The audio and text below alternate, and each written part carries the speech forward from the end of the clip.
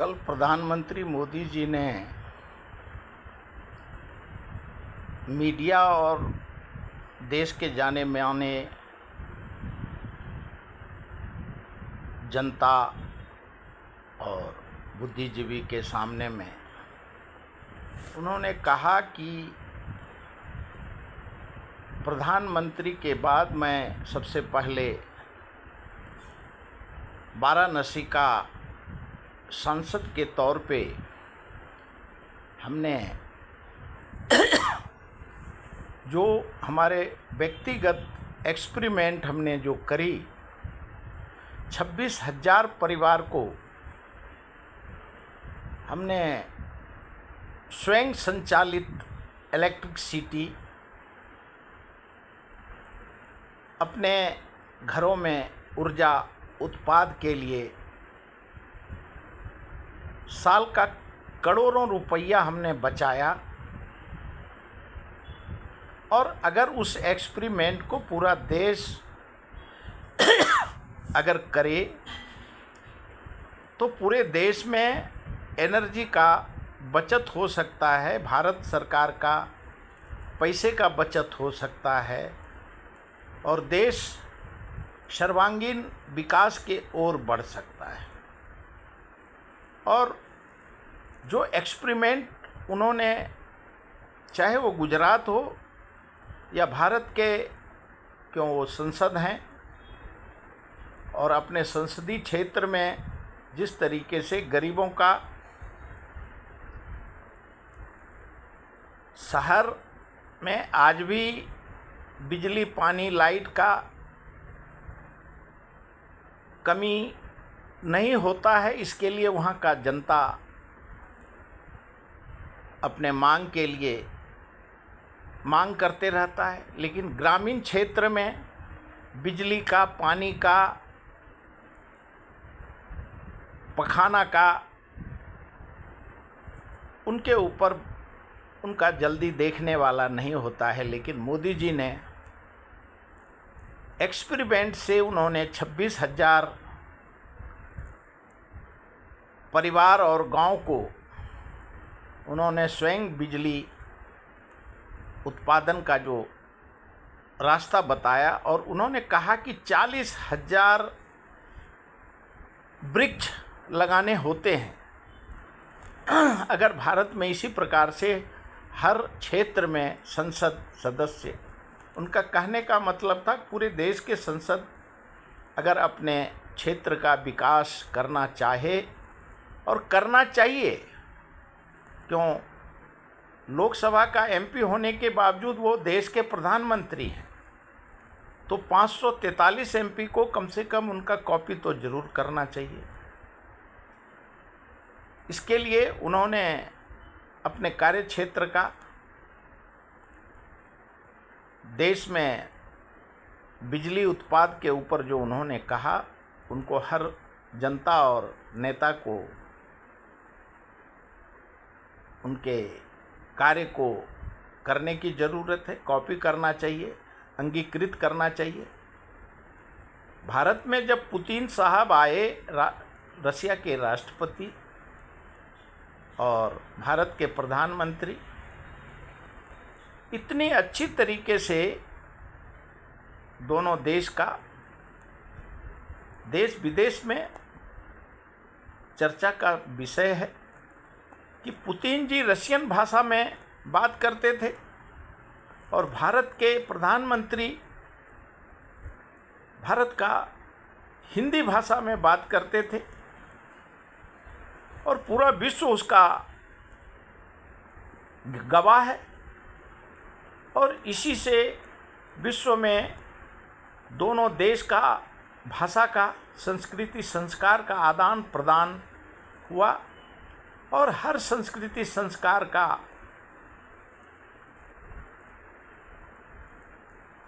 Airport से लेकर के राष्ट्रपति भवन तक और जहाँ जहाँ राष्ट्रपति पुतिन जी गए, सब जगह उनका बराबर का मान सम्मान हुआ।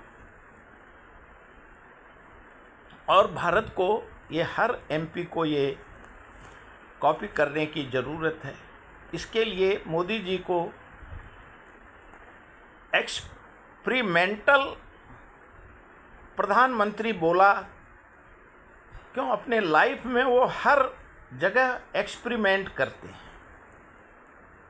और मोदी जी ने जो एक देश ने फिल्म बनाया था, एक accidental prime minister Manmohan Singh ji के लिए, तो एक्सीडेंटल थे और ये एक्सपेरिमेंटल प्राइम मिनिस्टर हैं। और देश को इन्होंने कुछ जो 75 साल में सड़े गले विचारधारा राजनीति में, कूटनीति में और मानसिकता, हाईटेक, पूरा विश्व आज कंप्यूटरीकरण से हाईटेक हो गया था। और अब तो मोदी जी के जो 2025 का 24 और 25 में पूरा देश और पूरा विश्व आर्टिफिशियल इंटेलिजेंस का पूरा विश्व बादशाह हो जाएगा, और उस दौर से हम गुजर रहे हैं। अभी आर्टिफिशियल इंटेलिजेंस से हम गुजर रहे हैं। और जो आरोप, जब वो गुजरात के मुख्यमंत्री थे तो उन्होंने अपने हर हाईटेक का एक्सपेरिमेंट करके गुजरात को 2014 तक सर्वांगीण विकास किया और हर क्षेत्र में किया। और 2014 से 2024 तक और आज तक जो एक्सपेरिमेंट से वो करते हैं, आज विपक्ष आरोप लगाता है और विपक्ष में अभी कोई ज़्यादा लोग रहे नहीं, गिने चुने हैं। क्यों? उन्होंने जो अपने प्रधानमंत्री जी ने जो अपना एक्सपेरिमेंट किया, जो आरोप ही समझ के चलते हैं कि ईवीएम पे, पेगासस पे, वीवीपैट पे उन्होंने गुजरात के समय में पूरा एक्सपेरिमेंट करके उन्होंने इलेक्शन जीता। अब राहुल गांधी जी जो 7 जून 2025 को आरोप लगाए, गुजरात के साथ पूरे देश में एक्सपेरिमेंट करके मोदी जी हर बार जितने भी इलेक्शन होते हैं अलग अलग तरीके से अपने चातुर्य बुद्धि से इलेक्शन जीतते हैं। अभी जो उन्होंने आलंदी का और महाराष्ट्र का, हरियाणा का, अब बिहार भी जुड़ गया, अपने नए एक्सपेरिमेंट से जो आलंदी में जो उन्होंने बोला रीडेबल मशीन से वोट जोड़े गए, बिहार में उन्होंने कहा कि वोट रीडेबल मशीन से वोट काटे गए। और अब नया चीज़ जुड़ा कि इलेक्शन कमीशन ने 1.5 करोड़ महिला को इलेक्शन में, जो प्रशांत भूषण जी ने कहा है कि इलेक्शन ये करोड़ों रुपया 14,000 करोड़ लेके उन्होंने इलेक्शन महिला को दे करके इलेक्शन जीता है। और हर बार वो अलग अलग तरीके से इलेक्शन जीतते हैं। और जो पार्टी उनके साथ रहता है वही जीतता है, और जो पार्टी उनको छोड़ के जाता है वो हार जाता है। और उनके पास लेकिन किसी पार्टी को मोदी जी नहीं रोकते। आप अपने हिसाब से इलेक्शन, कल बल छल तब दुनिया चल, इससे इलेक्शन जीता जाता है। अभी महाराष्ट्र के इलेक्शन में नाना पटोले जी पहले कांग्रेस में थे, वो बीजेपी में गए, बीजेपी से फिर वापस कांग्रेस में आए।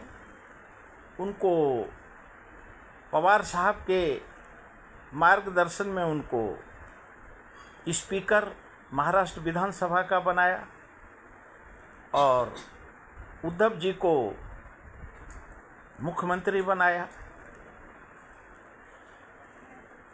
लेकिन इलेक्शन जो जीते थे वो बीजेपी के वजह से ही जीते थे वो। और अब आज देश की परिस्थिति ऐसी है कि उद्धव जी का सरकार हो, पवार साहब का सरकार हो और कांग्रेस सरकार हो, तीनों 50 सीट पार नहीं कर पाए।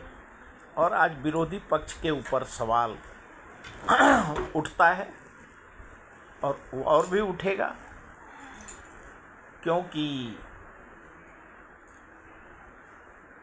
आज बहुमत उनको दिया नहीं जनता ने। और पवार साहब का जो अजित पवार, अजित दादा हैं और एकनाथ शिंदे जी हैं, दोनों संपूर्ण बीजेपी के ही मार्गदर्शन में वो जीते और उनके साथ हैं। आज विरोधी पक्ष नेता बनने लायक सीट नहीं है। महाराष्ट्र हो, बिहार हो, यूपी में है। अब इलेक्शन लड़ने के लिए ये इलेक्शन भी लड़ेंगे, हार जाएंगे विरोधी पक्ष तो सत्ता पक्ष के ऊपर आरोप लगा देते हैं। जब प्रकला सीतारमन के प्रभाकरन जी ने पहले ही कहा कि अगर आपको लोकतांत्रिक पे इलेक्शन पे विश्वास नहीं है तो आप इलेक्शन मत लड़ो। लेकिन सबको आज महाराष्ट्र में कांग्रेस के पास नाना पटोले जी स्पीकर से राजीनामा दे करके वो कांग्रेस के अध्यक्ष बने और उनके नेतृत्व में 16 सीट विधानसभा में आया। उद्धव जी 20 सीट लाए और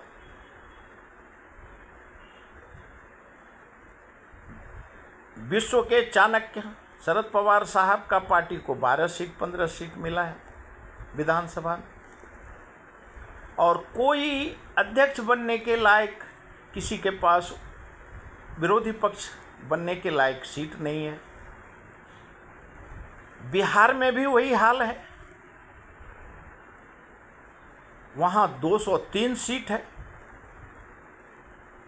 विरोधी पक्ष है ही नहीं। जो है कांग्रेस का और कुछ पार्टी है 1-2 सीट वाले, वो AIM OBC का, वो सब टूट के नीतीश कुमार जी लेना चाहते हैं, क्यों बड़ी पार्टी बनना है। और आज महाराष्ट्र में जो सवाल उद्धव जी ने कहा कि अगर हम विरोधी पक्ष बनने लायक हमको सीट नहीं है तो उप मुख्यमंत्री का जो पद है वो भी अनकॉन्स्टिट्यूशनल है। तो दोनों उप मुख्यमंत्री महाराष्ट्र से और बिहार से, और जहाँ जहाँ उप मुख्यमंत्री का पद है वो असंवैधानिक है। इसके लिए विरोधी पक्ष बनाओ, नहीं तो उप मुख्यमंत्री का पद हटाओ, सिर्फ मंत्री रहने दो। अब अगर यही करना है तो अभी चाय पार्टी है आज, तो सब लोग मिलके विरोधी पक्ष का नेता फडणवीस जी दे देंगे। बिहार में नीतीश कुमार जी और सम्राट चौधरी दे देंगे। लेकिन जब सीट ही नहीं है तो असंवैधानिक है जो पहले बनाया है। लेकिन अब वक्त ऐसा आ गया है पूरे देश के सामने में कि विरोधी पक्ष को कम सीट बनने के बाद भी उनको विरोधी पक्ष दिया जाए, और उप मुख्यमंत्री, क्योंकि देश में सबको उप मुख्यमंत्री बनना है, प्रधानमंत्री का 32 उप प्रधानमंत्री और एक प्रधानमंत्री बना दीजिए। संशोधन करने की ज़रूरत है, क्यों हर राज्य में फ्रैक्चर मैंडेट आएगा और हर राज्य में सबको उप मुख्यमंत्री बनना है, तो कम सीट पे भी विरोधी पक्ष और उप मुख्यमंत्री बनने का हर राज्य में कम से कम 2-2 जनसंख्या के हिसाब से बनाने की ज़रूरत है। वैसे विरोधी पक्ष आरोप लगा ही रहा है कि वोट चोरी से सत्ता पक्ष इलेक्शन जीत रहा है, और हर बार अलग अलग एक्सपेरिमेंट करके मोदी जी इलेक्शन जीतते हैं। विरोधी पक्ष को किसी ने रोका नहीं है कि आप अलग अलग तरीके से इलेक्शन जीतो, लेकिन वो इलेक्शन पहले लड़ लेते हैं। दुर्भाग्यपूर्ण है कि वो इलेक्शन लड़ने के बाद जब वो हारते हैं तब जा कर के वो आरोप लगाते हैं। ये बहादुरी की बात है, और बहादुरी के साथ वो आरोप लगाते हैं, और 32 राज्य में पहले लड़ते हैं और हारने के बाद आरोप लगाते हैं। तो ये अब विरोधी पक्ष को भी फैसला करना चाहिए कि जो अब जीत नहीं पाते हैं, या तो बीजेपी में चले जाइए मोदी जी के शरण में, और फिर पहले जीत लो, फिर विरोधी पक्ष में चले जाना, और नहीं तो संपूर्ण समर्पण मोदी जी के नेतृत्व में कर दीजिए। और हंसना और गाल फुलाना दोनों राजनीति पार्टी को चाहिए, विरोध भी करना है और विरोधी पक्ष नेता भी बनना है, सत्ता पक्ष के खिलाफ में आवाज़ भी उठाना है। लेकिन ये विचार करने की ज़रूरत है, क्यों अब तो आर्टिफिशियल इंटेलिजेंस से जो अब आरोप एक आर्टिफिशियल इंटेलिजेंट बचा था, उस पे देश का अब आर्टिफिशियल इंटेलिजेंट के द्वारा वोट जोड़े जाते हैं और वोट काटे जाते हैं। अभी तक वीवीपैट, ईवीएम और राजीव कुमार और ज्ञानेश गुप्ता करते थे। अब आर्टिफिशियल इंटेलिजेंट जब काम करेगा तो वैसे भी मैन पावर की किसी को बीएलओ की ज़रूरत नहीं है, और किसी राजनीति पार्टी के ऑनलाइन वोट करो। और अब तो हर मोबाइल में ऐप जुड़ गया है, संचार साथी, और देश का प्रधानमंत्री कार्यालय का नाम तीर्थ सेवा तीर्थ, और हर पद के को संस्कृत में नाम रखने की अभी प्रथा शुरू हो जाएगी, क्योंकि वैदिक काल से भारत मनुस्मृति से चलता था और पूरे देश में कश्मीर से कन्याकुमारी तक मनुस्मृति में देश आगे बढ़ रहा है। और पूरे विश्व ने देखा कि पुतिन जी को भारत के प्रधानमंत्री ने गीता का भेंट किया था और कॉन्स्टिट्यूशन ऑफ इंडिया संविधान का बुक उनको इसलिए भेंट नहीं किया गया था क्यों देश, और कल भी बाबा साहब अम्बेडकर के जयंती पे क्यों बाबा साहब ने गौतम बुद्ध को अपना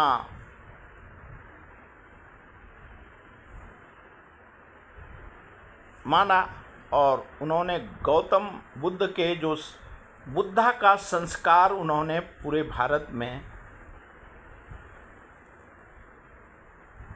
एडॉप्ट किया और पूरा देश आज हिंदू राष्ट्र के ओर अग्रसर आगे चल रहा है, बढ़ रहा है। और आरक्षण हो,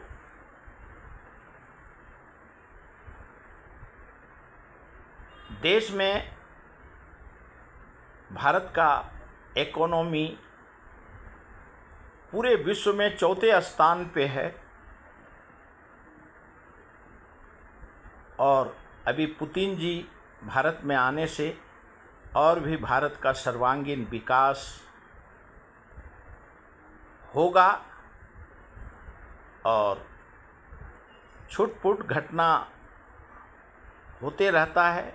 और इसके ऊपर आज गोवा में जो दुर्घटनाग्रस्त हुआ उसमें निर्दोष जनता का जान गया, उसको पूरा देश, राष्ट्रपति जी, प्रधानमंत्री जी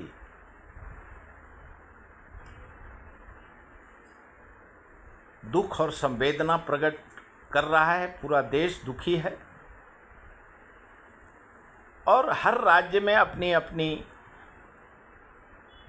मांगे हैं और देश experimental prime minister Narendra Modi ji के पद चिन्हों पे चल रहा है और नेहरू जी, सरदार पटेल, अब्दुल कलाम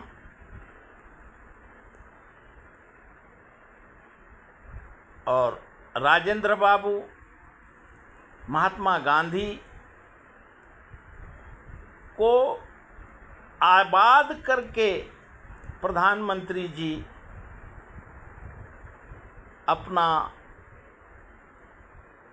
मनुस्मृति और संविधान को वो चला रहे हैं। 11.5 साल से चलाया और आगे भी देश का जनता उनके साथ चलने को तैयार है। और 21वीं सदी में भारत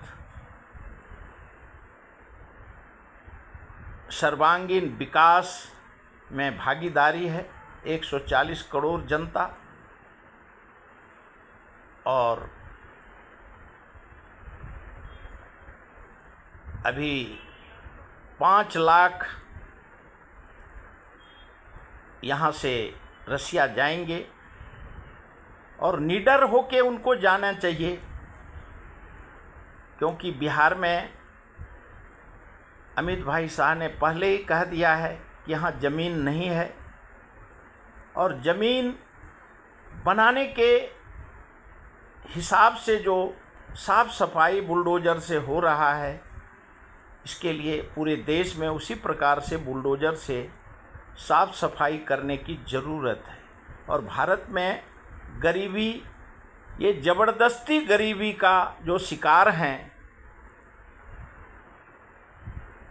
उसके लिए भी प्रधानमंत्री और अमित भाई शाह, ज्ञानेश गुप्ता विचार कर रहे हैं। क्यों मीडिया पहले से ही उनको विचार पे चल रहे हैं और पूरे देश को मोदी जी के साथ और विरोध करने के लिए राहुल गांधी, प्रियंका गांधी, सोनिया गांधी हैं और उनको सारा प्रोटेक्शन दिया है और जब सुब्रमण्यम स्वामी सही कहते हैं कि 2014 के दशक में जब कांग्रेस 44 सीट पे आया तो स्वामी जी ने पूछा मोदी जी से कि जो एक इंटरव्यू में स्वामी जी बता रहे हैं कि बाड्रा का क्या होगा, तो मोदी जी ने बोला कि अभी कांग्रेसी लोग हल्ला गुल्ला करेंगे, इसके लिए अभी कुछ। और मोदी जी ने भी पूरे देश में स्वामी जी का कहना है कि अभी भी जो राहुल गांधी विदेश जाते हैं तो हमसे परमिशन लेके जाते हैं, और अनडिक्लेयर इमरजेंसी, इंदिरा गांधी जी ने यही गलती करी थी कि सबको एक ही जेल में बंद किया, तो सबने बहुत बड़ा विरोधी और जनता पार्टी बना लिया। इसके लिए जनता पार्टी नहीं बने तो इन्होंने बाहर रख करके ही सबको अनडिक्लेयर इमरजेंसी में इन्होंने ईडी और सीबीआई और इनको अपने बुद्धि के हिसाब से 24 घंटा ये जिन्होंने गरीब जनता को 140 करोड़ जनता को 75 साल तक लूटा, उसको मानसिक उत्थान के वजह से, अगर मानसिक रोगी बोलेंगे तो सवाल खड़ा होगा। इसके लिए इनकी मानसिक विकास के लिए मोदी जी ने उचित कदम उठाया है, और उसी प्रकार से ये मानसिक स्थिति इनकी सही रहे, इसी के ओर राहुल गांधी जी भरसक कोशिश करते हैं कि देश में प्रकला प्रभाकरन हो, सुब्रमण्यम स्वामी हो, राहुल गांधी हो, और खड़गे जी को भी जोड़ना पड़ेगा, मल्लिकार्जुन खड़गे जी हो। इनके साथ विरोधी पक्ष का नाम उन्होंने मजबूती के साथ रखने के लिए उनको सारे प्रोटेक्शन दिए जाते हैं, और मोदी जी इनकी जहाँ से इनकी सोच ख़त्म होती है वहाँ मोदी जी का एक्सपेरिमेंट शुरू हो जाता है। आज के राजनीति में इनको और जैसा दिख रहा है अमित भाई शाह और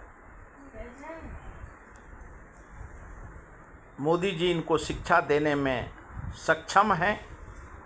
ज्ञानेश गुप्ता जी बोनस में इनको ट्रेंड कर रहे हैं, और अभी experimental prime minister Shri Modi ji और accidental prime minister Manmohan Singh ji का दौर में देश है और सर्वांगीण विकास के ओर बढ़ रहा है। अभी तक इतना